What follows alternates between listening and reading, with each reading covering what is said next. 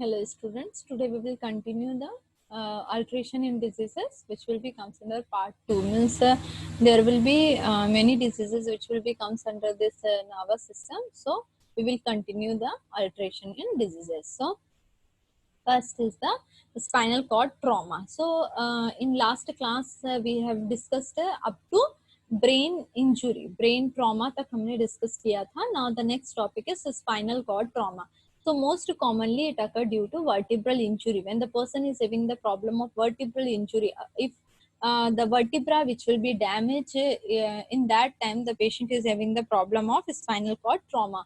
तो the person is having simple fracture, अगर patient को सिंपल फ्रैक्चर हुआ है, या if the patient is having compressed fracture है, या if patient is having communicated fracture और any dislocation means the part of the body और the area which will be dislocated, अपने जगह से वो दूसरी जगह पे खसक जाना. Then traumatic injury to vertebral and neural tissue as a result of compressing. अगर ट्रॉमा हुआ है वर्टिब्रा में या न्यूरल टिश्यू में, ये क्या करेगा, it will B compressing, compress करता है वो दूसरे नर्व्स को, दूसरे न्यूरल टिश्यू को, या फिर पुलिंग, या फिर वो क्या करेगा, पुल करता है, खींचता है, या फिर शेयरिंग फोर्स, या फिर वो उस पर क्या लगाता है, फोर्स लगाता है.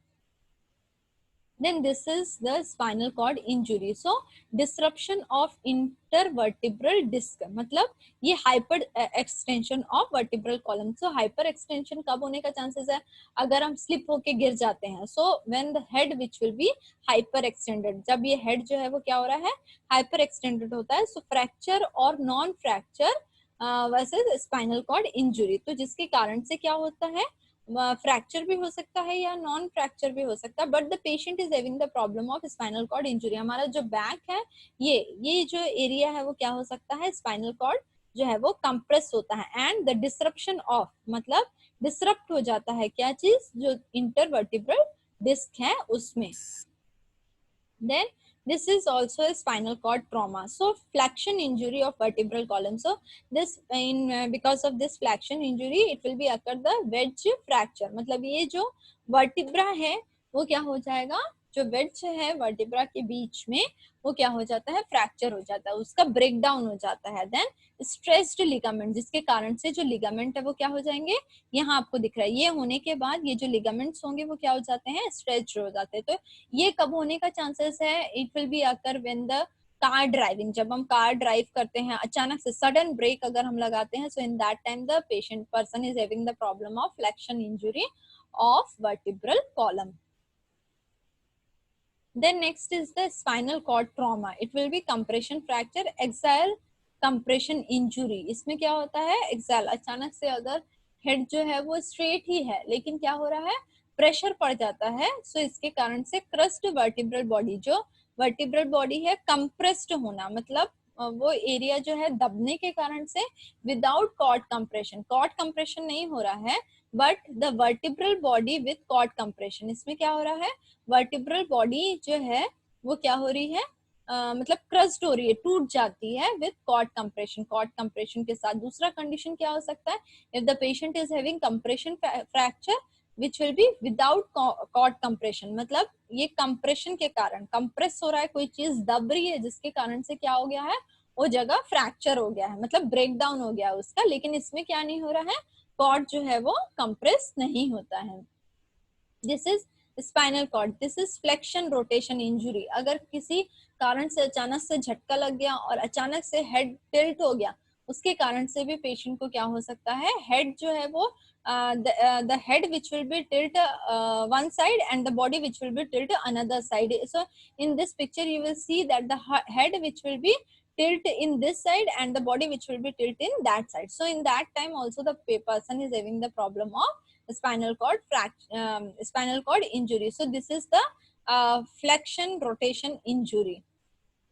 Then next is the spinal cord trauma. So in this the spinal cord shock or spinal shock, it is normal activity of the spinal cord seized at and below the level of injury. spinal cord जो होगा वो क्या हो जाएगा, seized हो जाता है, block हो जाता है, एंड बिलो द लेवल, मतलब वो जो जहाँ पे इंजुरी हुई है उसके बिलो लेवल पे, या फिर sides lack continuous nervous discharge from brain, मतलब जिसके कारण से वहां पे क्या होने लगता है, कंटिन्यूस जो ब्रेन जो नर्वस डिस्चार्ज है वो उसका लैकिंग होने लगती है, because of this complete loss of reflex function below level of lesion, जिसके कारण से when we will see the flexion और extension in the patient's body, in that time the below level of lesion, जो level में injury हुई है उसके below के जो लेवल ऑफ लीजन है वहां पे हमको जो फ्लेक्शन है वो कंप्लीटली क्या दिखाई देगा, लॉस्ट दिखाई देता है.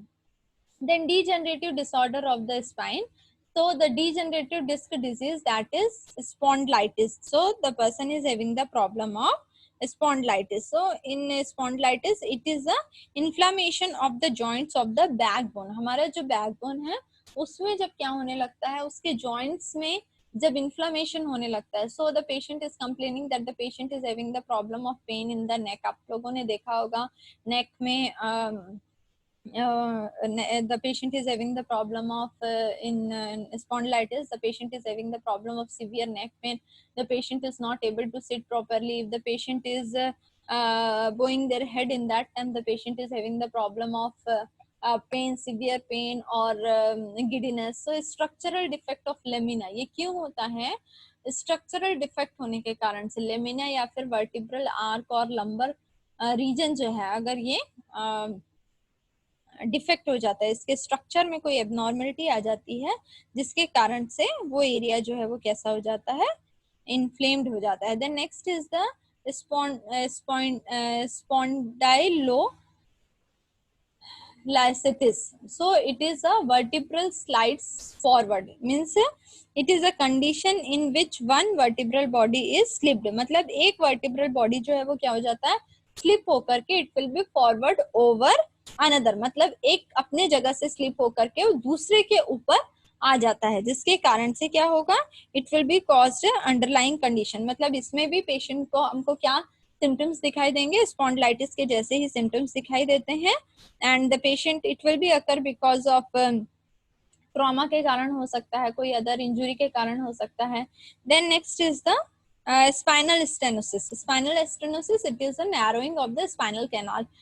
जब स्पाइनल कैनाल में नैरोइंग हो जाती है and it puts pressure on nerves, जिसके कारण से क्या होगा, जो नर्व्स में क्या होने लगता है, प्रेशर अराइज होने लगता है. सो it comes under this diseases. Then the patient is having the problem of low back pain. Patient को क्या होगा, low back pain is also there.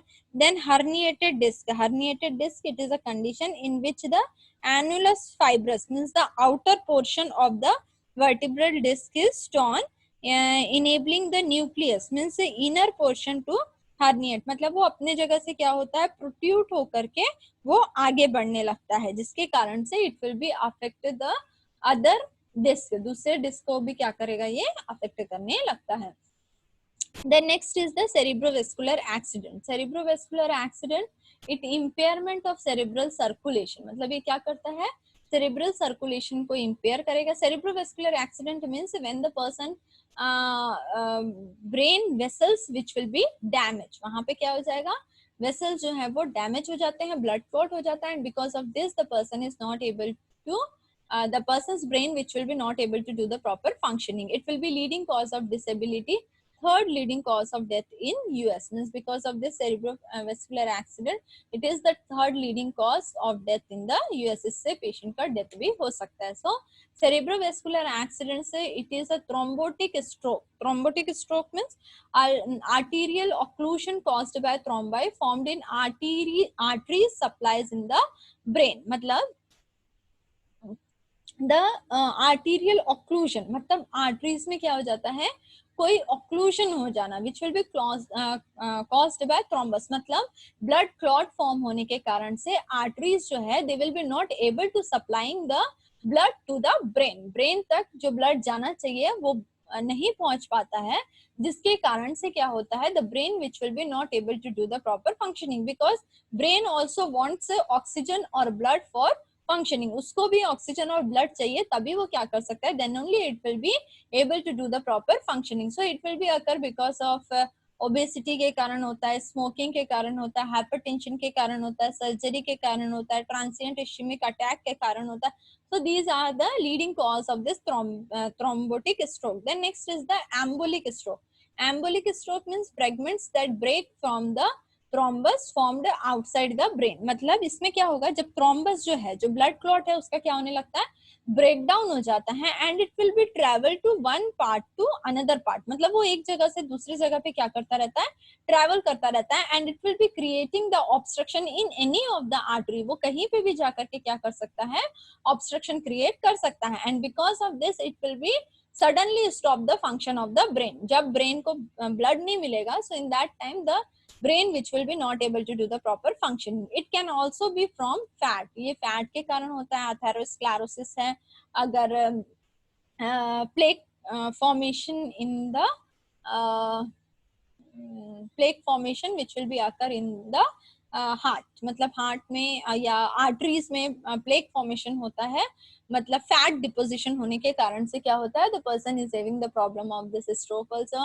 Then if the patient is having tumour, bacterial infection, air, middle cerebral artery is site of emboli. मतलब जो cerebral artery, जो middle cerebral artery है, basically it is the site of emboli.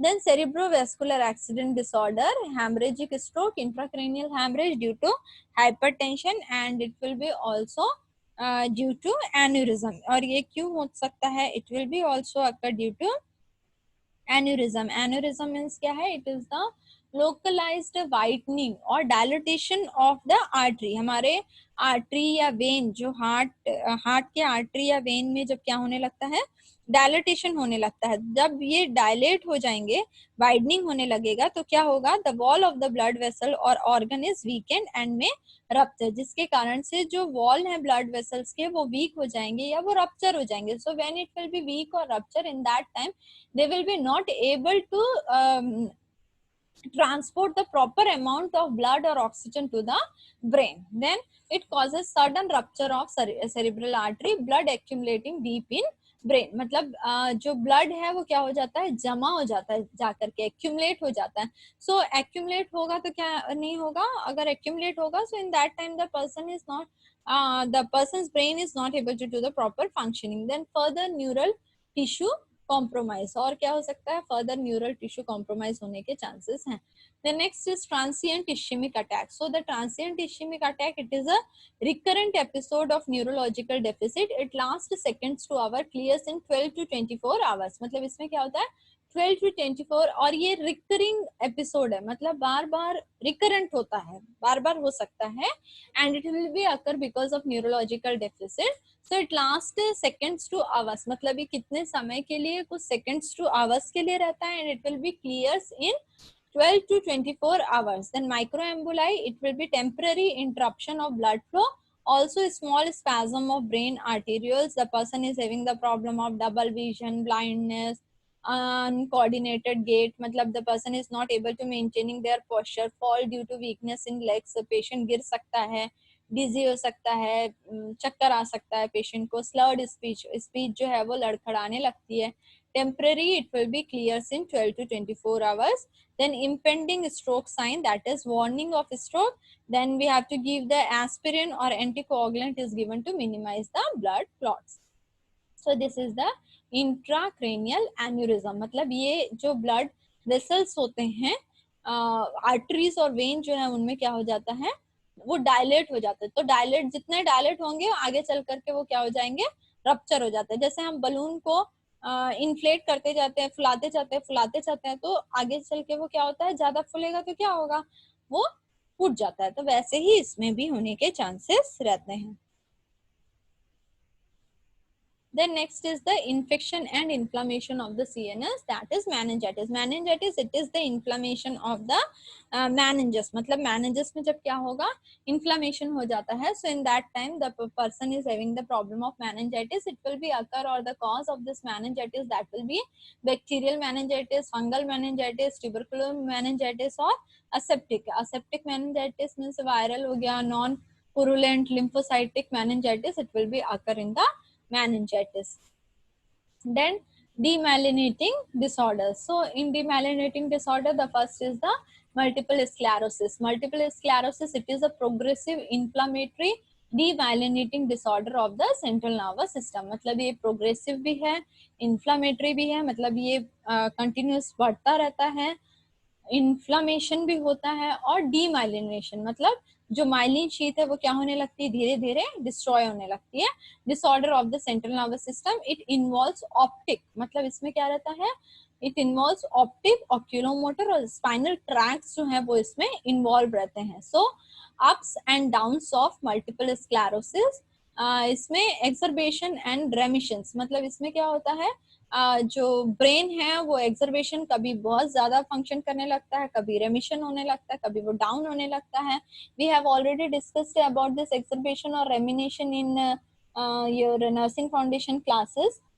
Then occurs in women mostly 18 to 40 years, मतलब it will be mainly occur in the age group of 18 to 40 years. The causes which will be viral, autoimmune, genetic stress symptoms, optic neuritis, inflammation of the optic neurons, then sensory impairment, the patients which will be having the problem of sensory impairment, then prognosis varies. Then understanding of demyelination is the myelin or the white matter lipoprotein that speeds nerve impulse conduction. Injury to myelin, मतलब हमारा जो myelin sheath है वो क्या होता है, injured हो जाता है बाय हाइपोक्सीमिया, उसको प्रॉपर अमाउंट में ऑक्सीजन नहीं मिलने के कारण से वो डैमेज हो जाता है. And it will be also occur because hypoxemia, chemicals और auto immune response, it leads to inflammation, जिसके कारण से क्या होने लगता है, इन्फ्लामेशन होने लगता है. And break down of layers, जो लेयर्स है उनमें क्या होगा, ब्रेक डाउन होने लगता है. So when the break down which will be occur in the layers and it will be form a plaque, जिसके कारण से क्या होगा, जब वो ब्रेक डाउन होने लगेगा, लेयर्स में इन्फ्लामेशन होगा, देन ब्रेक डाउन, तो ब्रेक डाउन होने के बाद क्या होगा, उसमें जो टिश्यूज हैं वो एक के ऊपर एक जमा होने लगते हैं और वो डेड हो जाते हैं. सो जिसके कारण से फॉर्मेशन ऑफ प्लेक, मतलब स्कार टिश्यूज का फॉर्म होने लगता है. Damaged myelin sheath not able to conduct interior posterior neurological dysfunction, मतलब डैमेज जो माइलिन शीथ है वो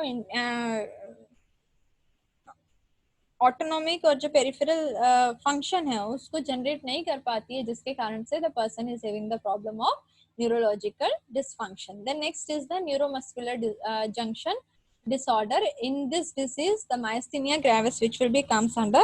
So myasthenia gravis, it is a grave muscular weakness. जब हमारा बॉडी के जो मसल्स है वो वीक हो जाते हैं, and it will be occur because of neuromuscular, जब ब्रेन के जो मसल्स है वो डैमेज होने के कारण से it will be also damaging the muscles weakness. Then chronic, it is a chronic autoimmune disorder, means when the immune system which will be decreased, so it because of this the patient is having the problem of this autoimmune diseases. Then antibodies produces against acetylcholine receptors, जो हमारे body में क्या produce होने लगता है, antibodies produce, जो antibodies है वो एसिटाइलकोलिन रिसेप्टर के अगेंस्ट में प्रोड्यूस होने लगते हैं, विच will B weakness and fatigue of muscles head and neck, जो क्या करता है, जो मसल्स हैं वो वीक हो जाते हैं, किसके, हेड और नेक के जो मसल्स है, it will be week. And because of this the person is having the problem of diplopia, double vision होने लगता है, डिफिकल्टी च्यूइंग, मतलब च्यू करने में पेशेंट को डिफिकल्ट होगा.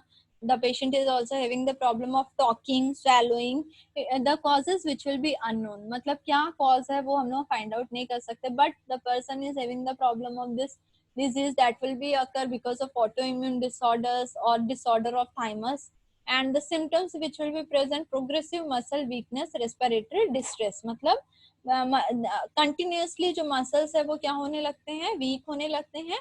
And the person is also having the problem of respiratory distress. Respiratory distress कब होगा, if the diaphragm is involve, अगर डायफ्राम जो है वो इन्वॉल्व रहेगा. So what treatment we have to give to the patient, the acetylcholine chase drugs we have to give to the patient, because इसमें क्या होने लगता है, जो एसिटाइलकोलिन रिसेप्टर है वो एंटीबॉडीज जो है वो उसके अगेंस्ट में antibody produce against acetylcholine receptor, जिसके कारण से the level of the acetylcholine which will B decreased, जो ब्रेन में जो एसिटाइलकोलिन है वो क्या होने लगता है, डिक्रीज होने लगता है. So we have to give the AC chase drugs and we have to also give the corticosteroids. Why we have to give the corticosteroids? Because it will be reduces the inflammation. Inflammation को ये क्या करता है, reduce करता है. So this neuromuscular junction disorder, during normal NMJ transmission, motor neurons AP travel to axon terminal and it will release the ACH, acetylcholine neurotransmitter को ये क्या करता है,